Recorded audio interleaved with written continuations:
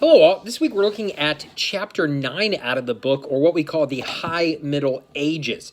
Yesterday, chapter 8, we started looking at the Middle Ages, and really that's what I would call more of the Dark Ages. So if you've ever heard that expression before, that's certainly what that's referencing. There's not a lot of learning, there's not a lot of positive aspects of life. Again, the death rate is super low, or the mortality rate is super high, the length of life is super low. Again, it's not necessarily a place you would want to live. Now we're starting to see some changes come about, and there are some specific reasons why this becomes more of the High Middle Ages, or more of an enjoyable time to live. One of those is directly related to the ability to produce food. And again, one of that comes about with the creation of iron. So again, you have all of these lands that you can't cultivate because you simply don't have the tools or the technology to actually make that happen. Now we do start to get those tools and that technology. And again, that comes about with iron, a plow, a way to connect a horse to that plow. Again, oxen are stronger, but they're really slow. Horses are faster, but again, there wasn't a good way to attach a plow to them, again, until this time period. So again, we have these increases in technology that are now allowing people to farm more acreage, thus grow more food, thus create a better living environment. There's one other thing that begins to happen during this time period, and that is kind of harnessing Mother Nature. We see things like windmills and water mills. Again, these natural occurring phenomenon, running rivers, winds blowing. How can you use that to your advantage? Again, making life easier via technology. We also see the way in which they even grow and plant fields begin to change. Originally, what would happen is if you had 100 acres, they would plant 50 and leave 50 empty. So again, no matter what, you were only reaping half of the acreage that you had. What we switched to during this time period is what they call kind of the three-field system. So you would plant something in 1/3 of the fields in the spring that would harvest in the fall. Then you would plant something in the other third that harvest in the fall, or plant it in the fall and it would harvest in the spring.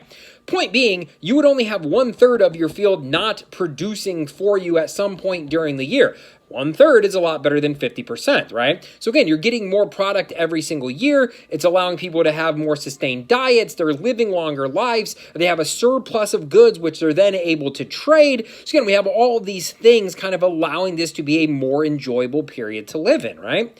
Obviously, the Christian faith is a huge part of what living in Europe at this point in time is going to look like, and really your life is revolving around the three major feasts, all right? You have obviously Easter, you have Christmas, and then you have the Pentecostal, so Pentecost, as they would say it. So again, these are the kind of this occurred, by the way, that occurs 50 days after the resurrection. So about 50 days after Easter, you would have another holiday. Not as celebrated as much maybe today, but again, that's kind of how your life is revolving. Again, what you do, when you do it, is all based on when these religious holidays occur.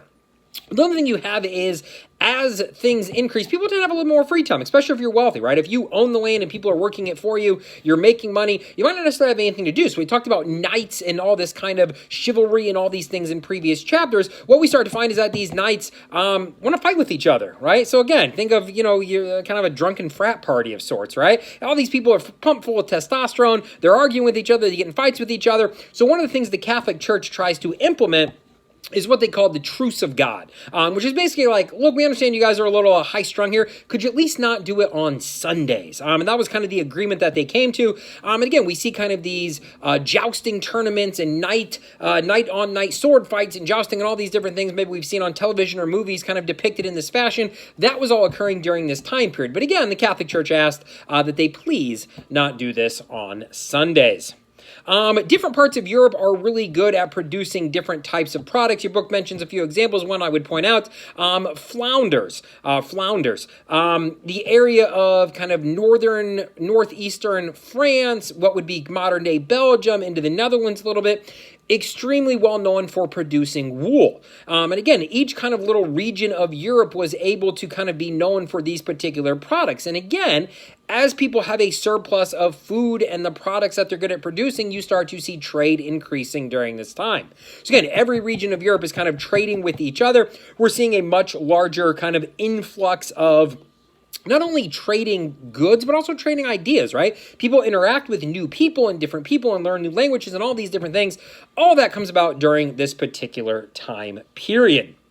One of the things we see is kind of a shift in the governance of the regions in which people live. And your book talks about the idea of the commune. Originally, everyone was essentially living near a church, and the church controlled your daily life for the most part. They were the legal entity in that particular region. And that does start to change during this time period. We see more of the emergence of cities and city governments and city councils, people being selected by citizens of that region to actually create the rules and laws and govern that particular area. And it talks about communes and what exactly that means and how people would live together and all these different aspects. So again, we start to see even how people living together begin to change during this time.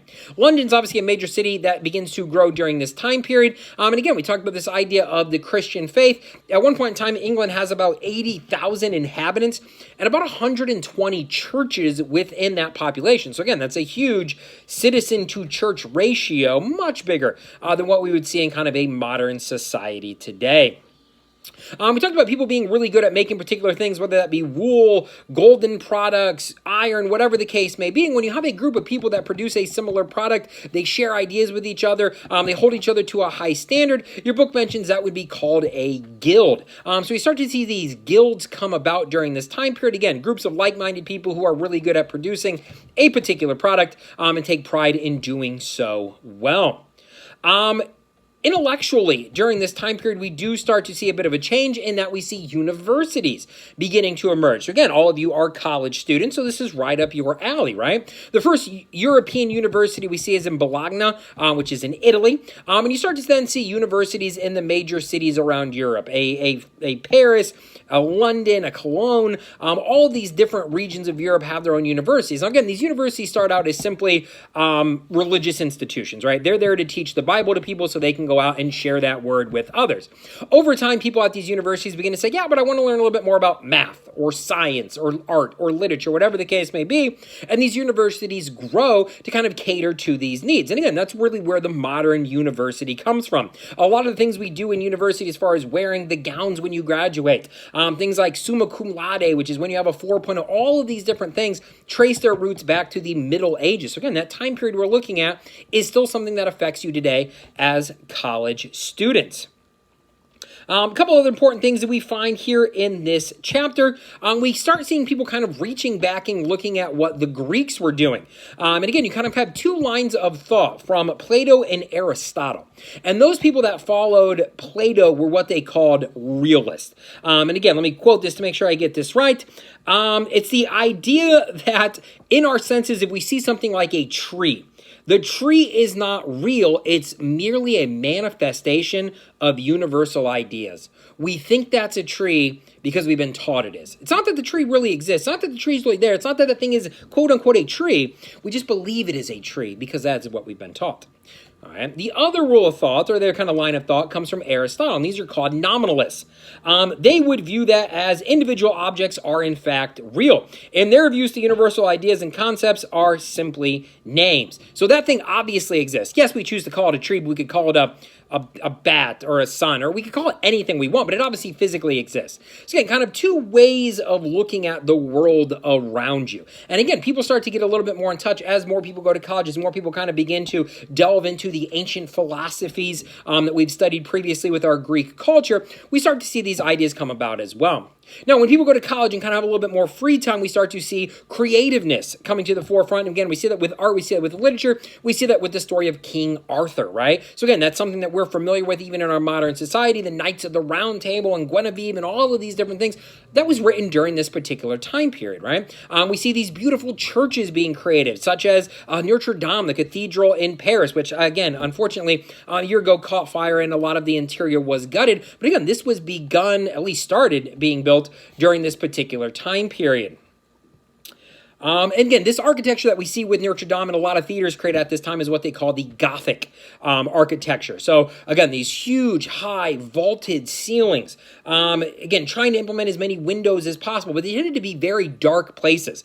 Structurally speaking, they didn't have the ability to create structures that allowed for lots of windows. They needed incredibly thick walls to hold up these vaulted ceilings. So again, when you go around Europe and you see all these different places, they all tend to have a very similar structure pattern. So again, that is our look at chapter 9, again, getting out of the Dark Ages and into a little bit more of an intellectual Middle Ages during this time period. So again, make sure you do your discussion and your quiz for the week. Thank you for listening.